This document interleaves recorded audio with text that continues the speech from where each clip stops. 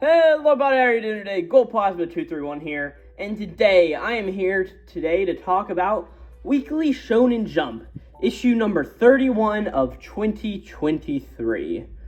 Yeah, like I said, today I'm here to talk about Weekly Shonen Jump, issue 31 of 2023, and before I get into it, I just want to say that by the time I'm already recording this, issue 32 has already come out, so if I make any mistakes and reference something that happens in issue 32, I'm sorry about that. Just recording has not been my friend here these past few days.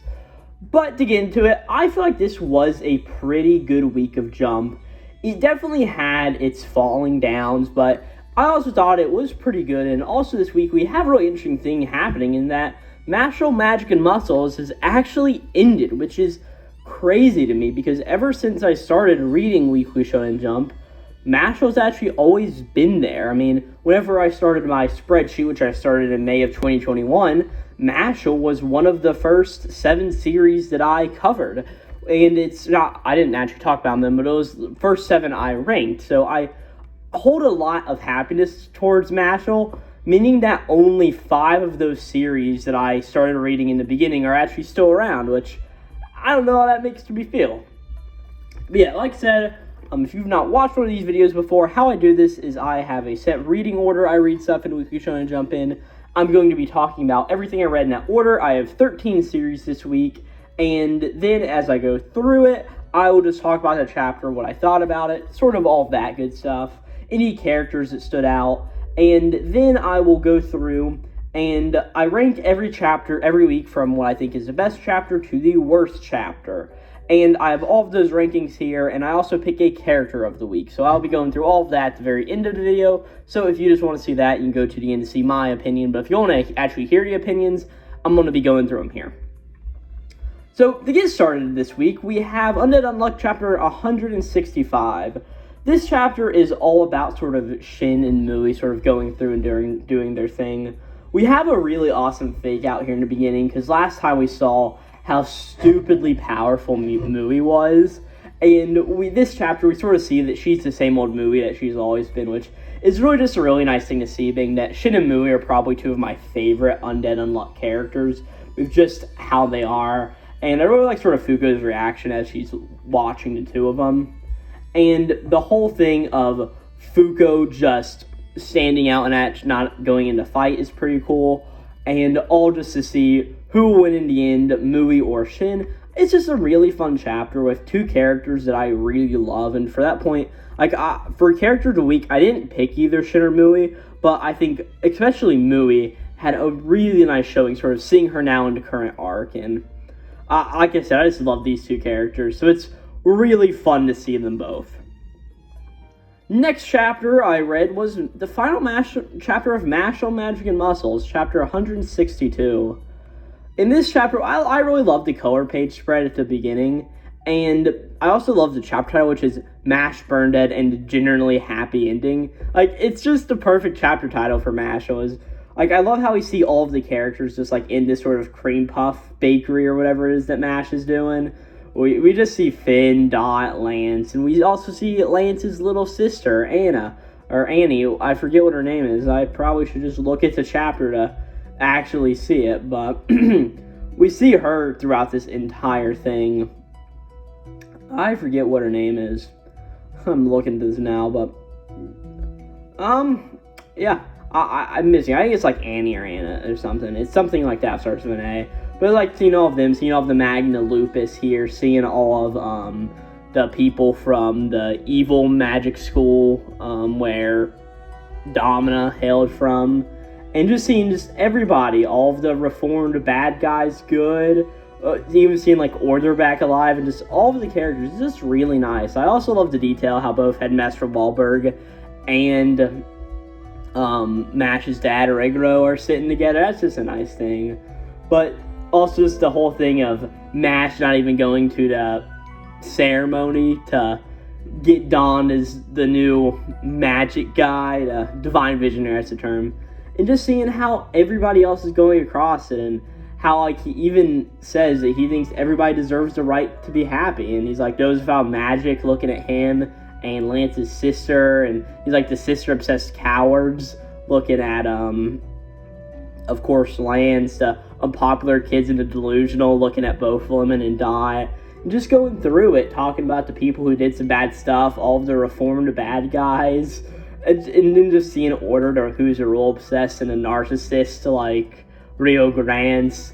And my favorite part may just be the ones who wants their parents' love, and that's Domna being sort of shown. And it's just a really nice chapter, and just going through everybody and seeing all of it. It's just so nice. And then just sort of the whole opening up of how Mashle started with like Mash's dad sitting there and seeing everything going on, and Mash knocking on the door and breaking open the door, and it's just so nice to see. And then the whole thing of Mash wants to open a cream puff shop, Lemon's here, and yeah, the girl's name is Anna, I was right. And just seeing everything here, and just all the jokes that happen with it. Brad Coleman appears, and he's still a little upset about like the whole money thing. It's just really nice, and the ending is sort of one of those where, and everybody went on more adventures and had a happy life after that.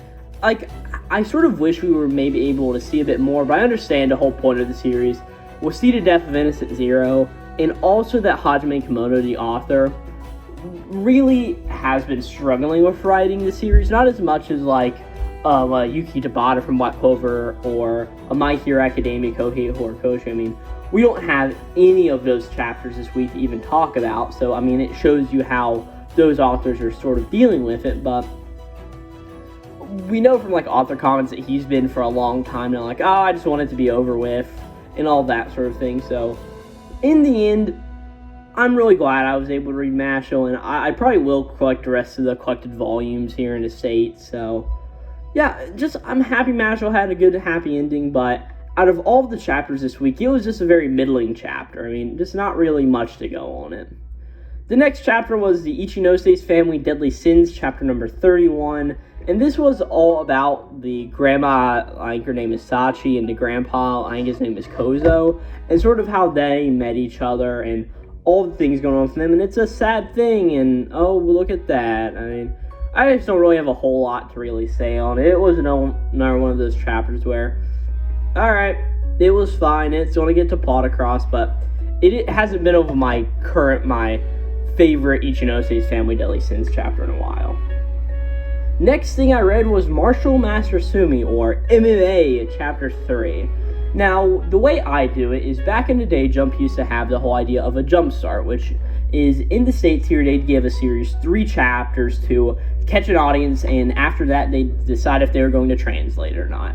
I sort of do the same idea where I give a series 3 chances of 3 chapters, and I see if I like it. If I like it, I'll continue reading it, and if I don't, I don't. But I've also gone like 6 chapters on some series and just dropped a few like in the middle of them before. Like, it's really however I feel, but for new series, I will always read the first 3 chapters. And this is another great chapter of Martial Master Asumi. It is all about just, Asumi, that's the kid's name, fighting the girl's father. I really am slipping on all of their names, but they're just doing that, and Asumi's actually beating him, and they're just going back and forth and doing kicks, and it's a whole thing about if Asumi can get the old guy grappled, then he'll be winning, but the old guy knows how to actually fight.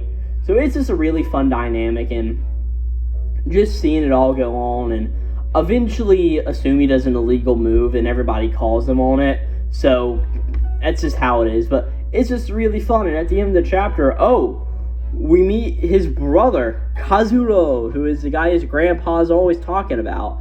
And it's just a really fun subversion of expectations, and I'm loving the art, I'm loving the series. Yeah, I'm definitely going to be reading Martial Master Sumi for probably the rest of the series, because I am very, very much enjoying it. I mean, not really a standout character in it, but I'm just loving it so far. Next chapter is Tenmaku Cinema.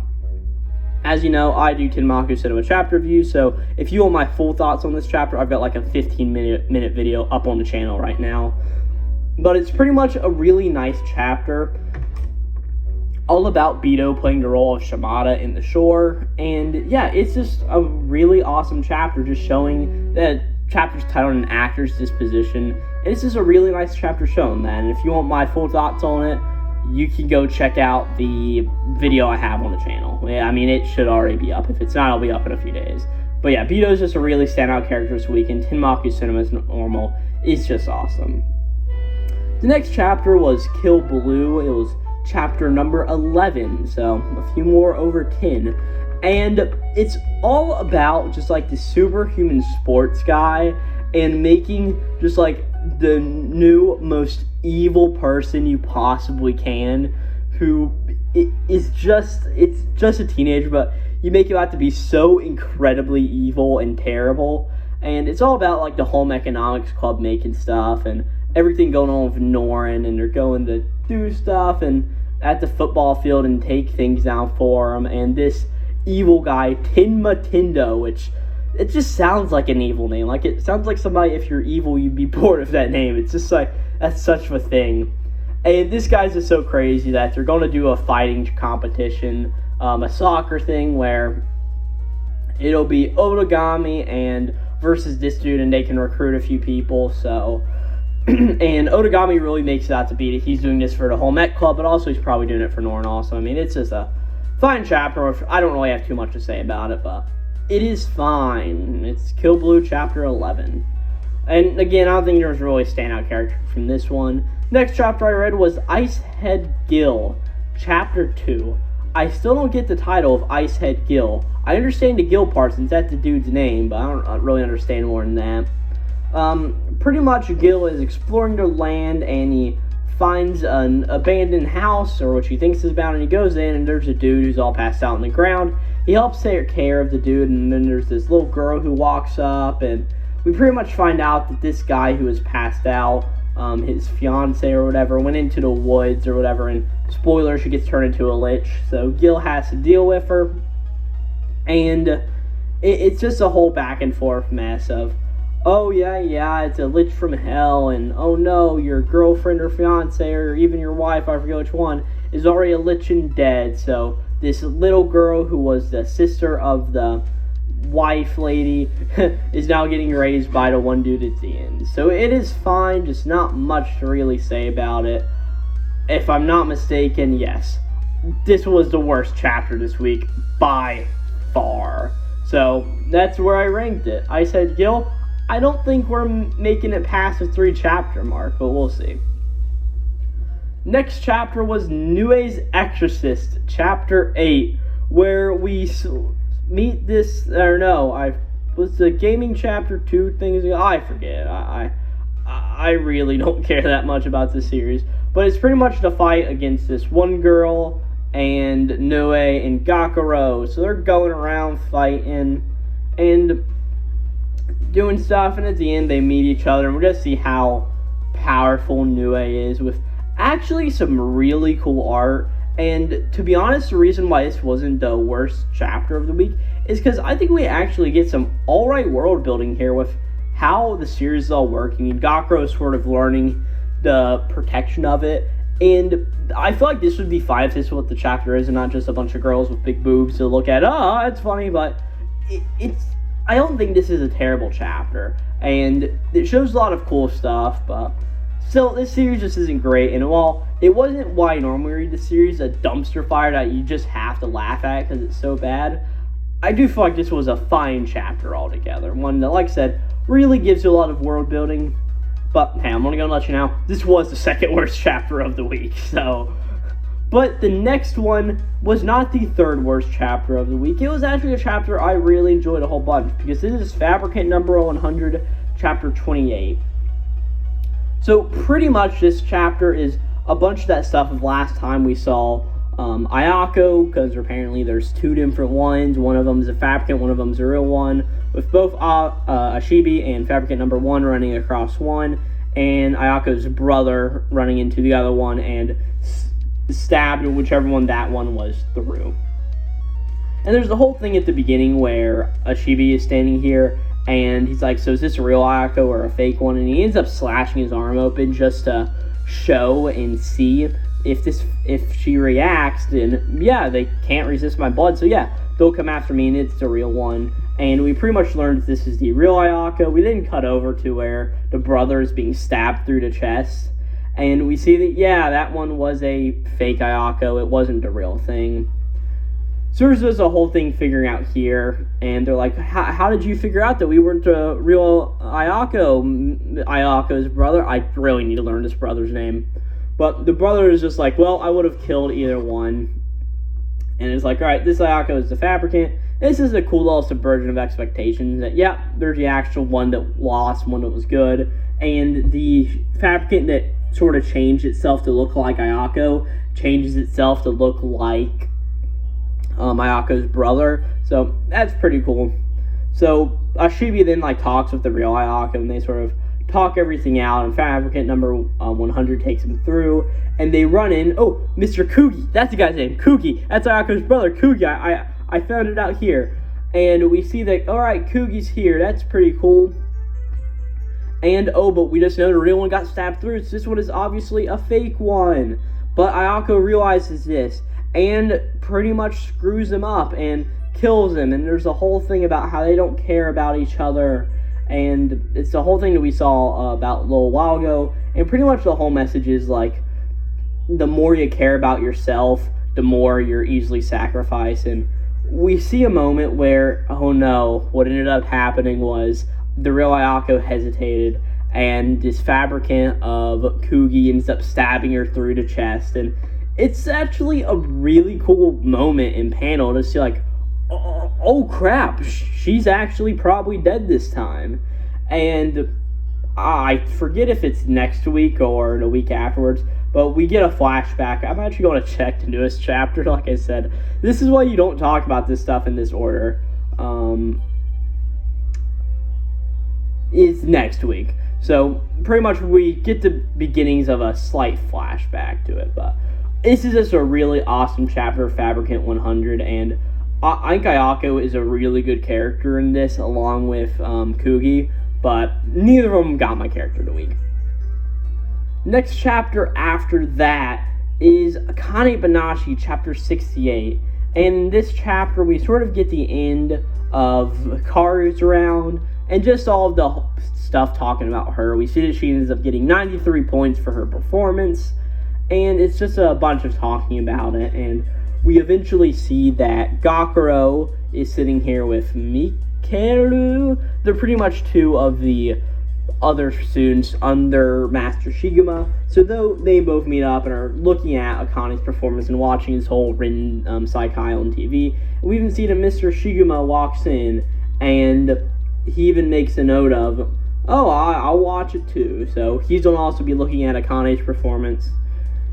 And then Akane goes out on stage because she's doing this for her dad, being that the story she's telling is changing time, and there's a whole thing from Master Shiguma about but when her feelings get too strong, they can become shackles for her. How does Akane view Shinta's art today? To her, this performance could be a watershed moment for her life as a Rakugoka, and we start off the next round of Akane doing her sort of thing.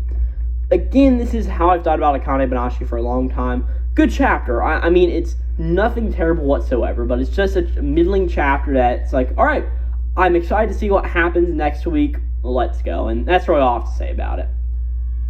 Next chapter is Blue Box 107, and this chapter is sort of pretty much centralizes on eventually Karen and Chinatsu going out to dinner and talking about everything, and how the two of them are living together, or how Taiki and Chinatsu are living together, and they're dating now, and it's just a fun little chapter where they're talking to each other, and beginning she has a run of Taiki, and at the end of the chapter she runs at home and runs into Taiki again, and Taiki's like, oh, I've never seen you like this before, and it's just a really sort of nice thing where, yeah, it's just a really cute and wholesome chapter with both Karen and Chinatsu talking, and again, I think Karen's just a very good possible character of the week, and that's a really standout character this week. This chapter was definitely one of the better ones, even though whenever I look at it, I see I ranked it very low.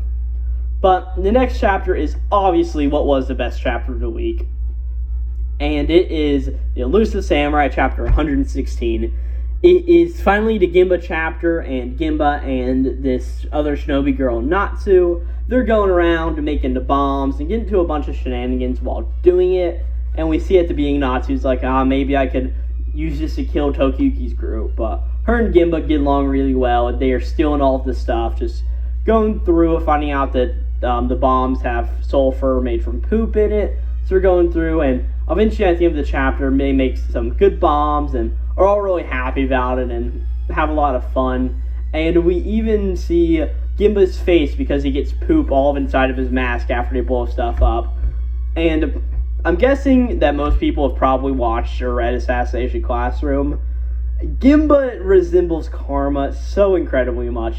He has Karma's exact face, like, to a T. It is great because Karma is probably my favorite character from not Elusive Samurai, it's this year, Assassination Classroom, and Gimba and Karma are like the same character pretty much, so it is really fun to see both of them do their sort of thing, and how much they look alike is my whole point. We even see Natsu is sort of blushing, and she's like, oh, well, why do you hide your face? And Gimba's is like, well, I think a mask is more stylish, but eventually they show it to everybody, and it's really cool, and sort of, it's not like Natsu actually joins the group, but she sort of joins the group with Gimba in a way, so it's fairly interesting, but it's just a great chapter all around. I mean, I know I probably am not giving it too much justice just talking about it, but I fully enjoyed it, and I'm going to tell you now, I just added both Gimba and Natsu together, but together they both got my character of the week, so, because they were just such fun. And the final chapter I read this week was Witch Watch, chapter number 115, where at the beginning of the chapter we get a really cool thing where, yeah, it's going to be Ran versus Moy, and they're going to do their thing, and Moy's like, oh no, today's the day of the disaster. It doesn't be during a lunar eclipse, but oh, we of course know why, and Ran and Morito are going to start fighting. We also see that, I think it was the Dreamweaver Witch that Khan is fighting. The two of them interact, and we just learn how weird both of them are. The Dreamweaver Witch is named Tokyo Kanao, so I'm going to call him Kanao. So pretty much just the two of them are getting ready to fight.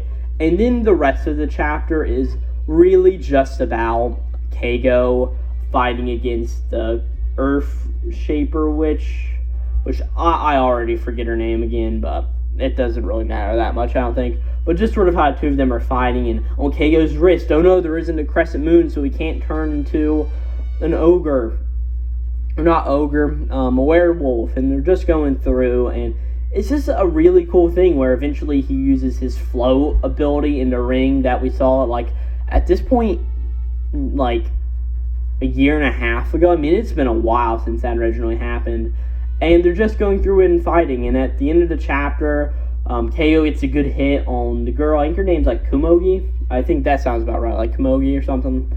But she is made an earth shield, and the two of them are going to fight. And at the end of the chapter, Keigo's like, how does it feel? And Kumogi's like, concerned for the enemy? Well, aren't you nice? And Keigo's like, that's not how I meant. I'm asking how it feels to betray your friends. As you get a really cool panel of him as he sort of lets out his jacket and it's flowing in the wind, and he looks like he's getting ready to kick some ass. And yeah, that's everything I read this week, all 13 chapters. Now, to go through my actual rankings, so I thought the best chapter this week was the Elusive Samurai, because just like how I said, it was a great chapter. Next was Witch Watch, because Keigo looked awesome, and I love Keigo. He's an amazing character, probably my favorite from the series, probably another reason being why he has gotten so much focus on the series. Next was Martial Master Sumi, then Tenmaku Cinema, and then rounding out the top 5 with Mashle, Magic, and Muscles, the final chapter. And yeah, I'm happy I was at least able to talk about Mashle for 3 of these videos, right? Next was Undead Unlocked, Fabricate 100, Akane Banashi, Blue Box, Kill Blue, Ichinose Family, Deadly Sins, Nue's Exorcist, and Ice Head Gill. And my character of the week was, of course, I just lumped Gimba and Natsu from the Elusive Samurai together. I just felt like this was a pretty good week for Jump. I really think that Elusive Samurai, Witch Watch, Martial Master, Sumi, Tenmaku Cinema, Mashle, Undead, Fabricant, and Akane Banashi, probably Blue Box too, are all like very good chapters, like with Fabric, probably with Akane and Blue Box being sort of very middling along with Mashle. I think Kill Blue Ichino's family, Noe's Exodus, and I said, didn't really move the needle too much, but I thought this was a fine weekend Jump. If you want to hear some of my ideas from previous issues of Jump, I've got 2 other videos up on the channel covering issue 29 and 30 of this year so far, so if you want to, go check out those. Sorry I'm getting this out really late again, it's just how it works. I've also been playing too much Zelda Tears of the Kingdom because, oh man, is that game amazing. But not too much else to say. Great week for Jump again. Or, I don't know if it was great. I sort of say that because it's like what people want to hear. It was an alright week for Jump. It wasn't truly amazing or anything. But yeah, without that, I don't have too much else to say. And yeah, this is going to be Glowplasma 231 out.